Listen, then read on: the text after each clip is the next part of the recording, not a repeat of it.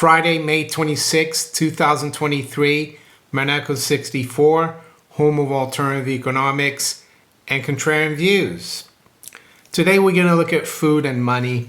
Yes, I usually just talk about money, economics, currencies, markets, but this I think is really important. And we're going to look at why CBDCs will fail unless the powers that be control every acre of agricultural land out there. They control all the food in the world. So that's what we're gonna look into. Before I do though, I'd just like to let you know, Simon Temple contacted me yesterday. He's Oliver's brother. They run gold investments here in the UK. Probably arguably the oldest bullion dealer in the city of London, very reputable. They've been around since 1981. Well, they have a special on 1 ounce gold Krugerrands. It's gonna probably be there for about a week, but it will not be there forever. And you can get a 1 ounce gold Krugerrand for 1%. 1%, yes, over spot. But if you use, of course, my promo code Monaco64, you get it for 0.5% over spot. Yes, I know the gold price has been under pressure of late, and the sentiment feels bad for the gold sector. But that's probably the best time to buy, in my opinion. I'm not telling you to do it. I did buy a few gold ounces. Yeah, about a week ago. Gold was a little higher, but was still had come off.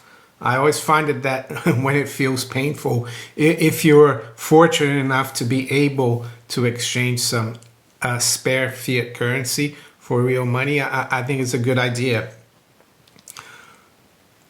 Anyway, money and food.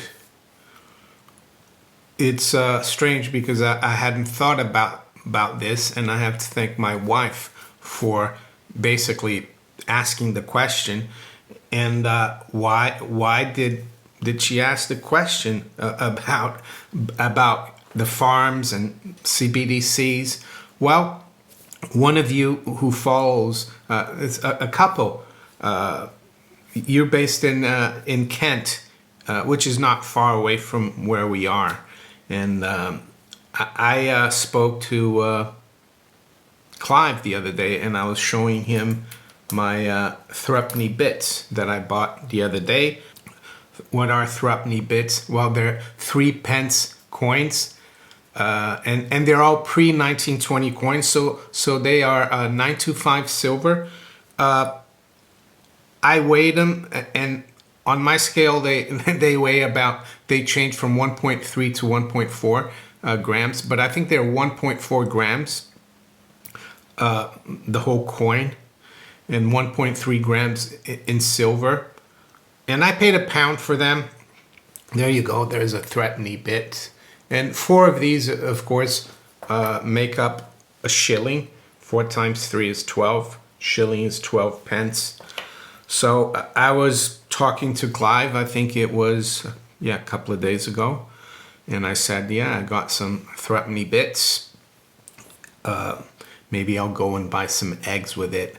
And I told him how eggs are getting expensive. So I got a message from one of you who has a small farm in Kent. And you said, well, I would take 5 threepenny bits for a dozen free range eggs, and 3 threepenny bits for a little basket of strawberries. And I thought, oh, that's good. And I told my wife about that, and she said, that's interesting. And I said, if there is food shortages, and we're having egg shortages, if things run out, we can always pop down to drive down to Kent, and it's not far.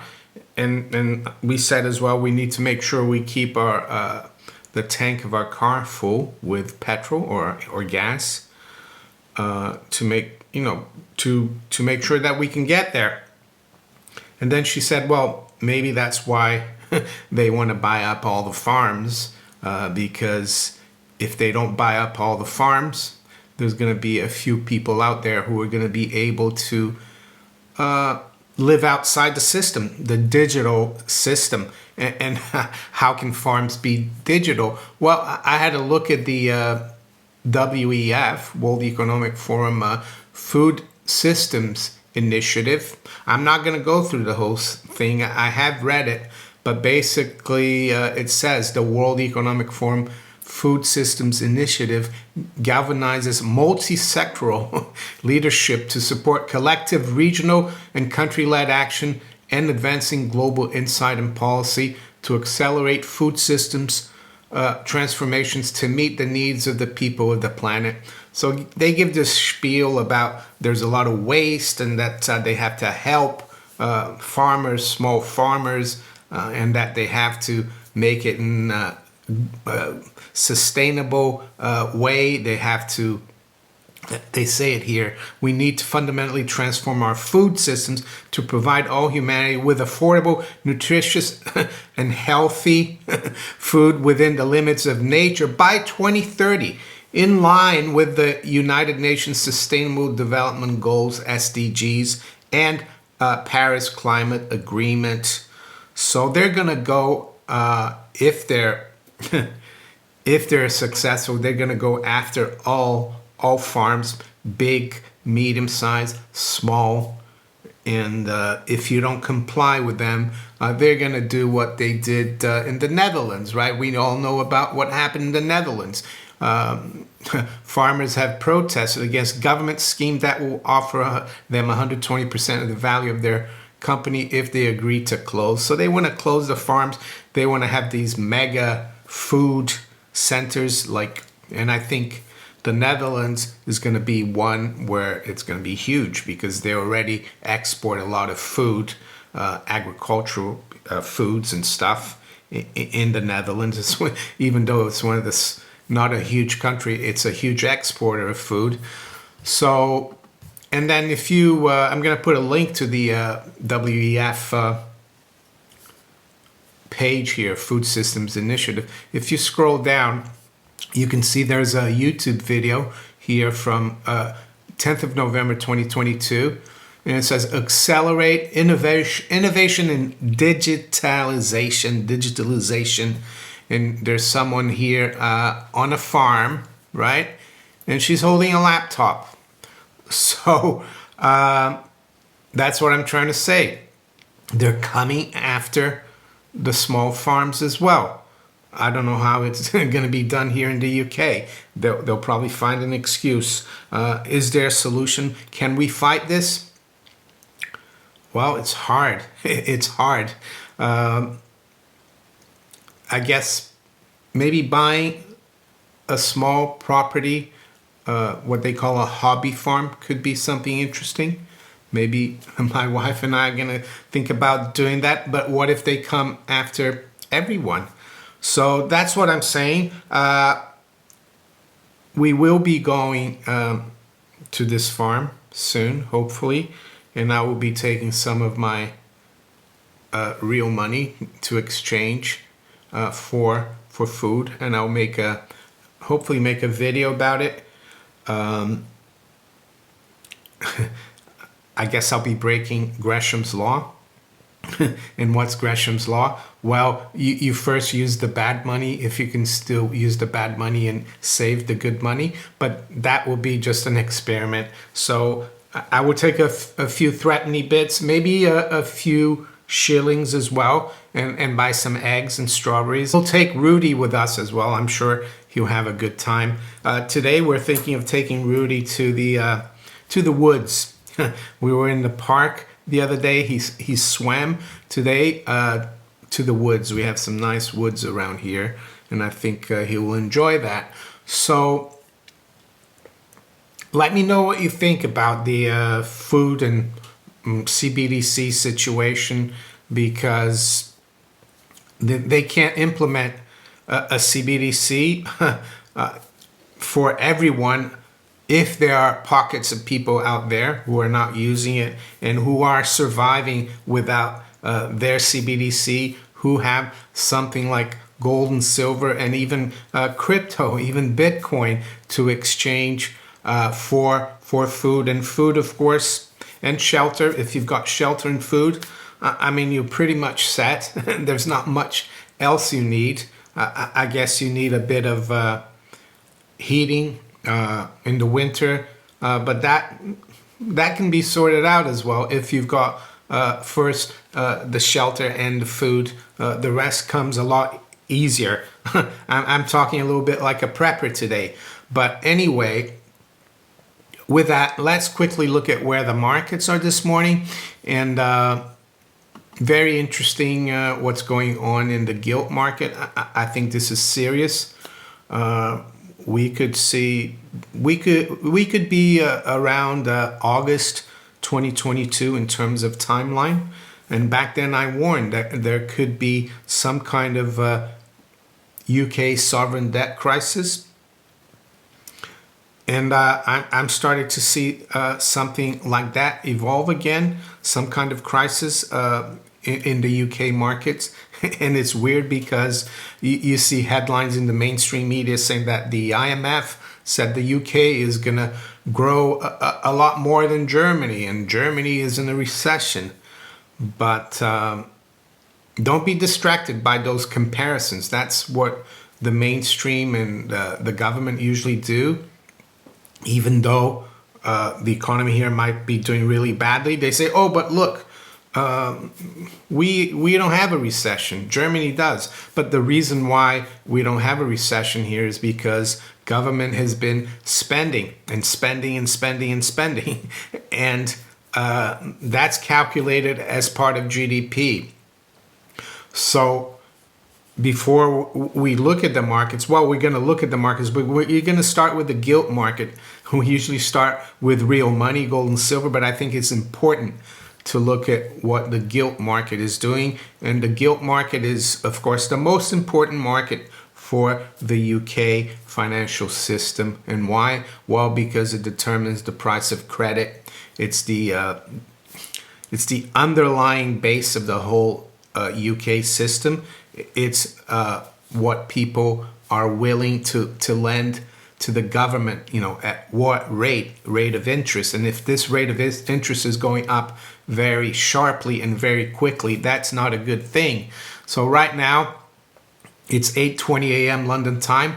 So we've got the 2-year gilt yield. And I did it was exactly a week ago, last Friday.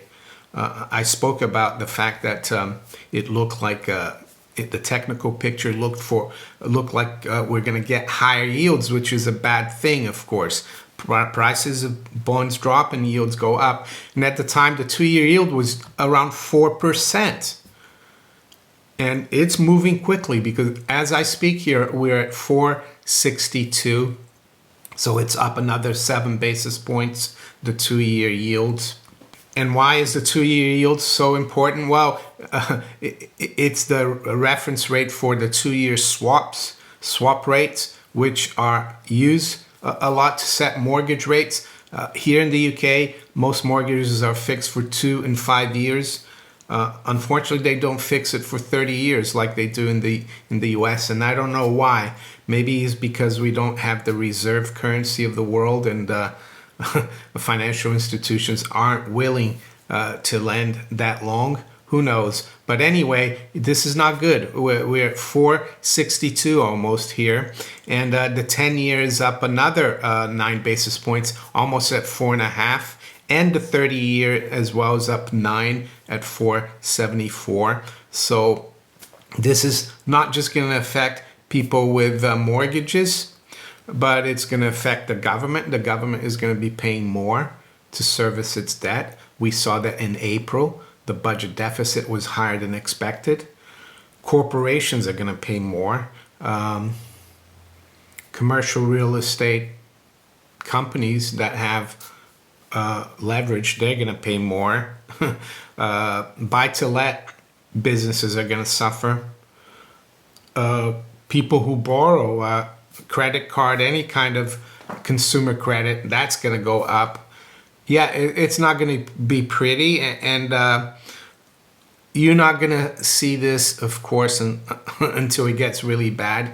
But I'm telling you, because, and why is that? Well, because when you listen to the BBC or any mainstream channel, and I haven't watched those for many years, but sometimes you're driving around in the car, you got the radio on, they say, oh, the FTSE did this and the pound did this. They never talk about, oh, the 2-year gilt yield just went up 25 basis points.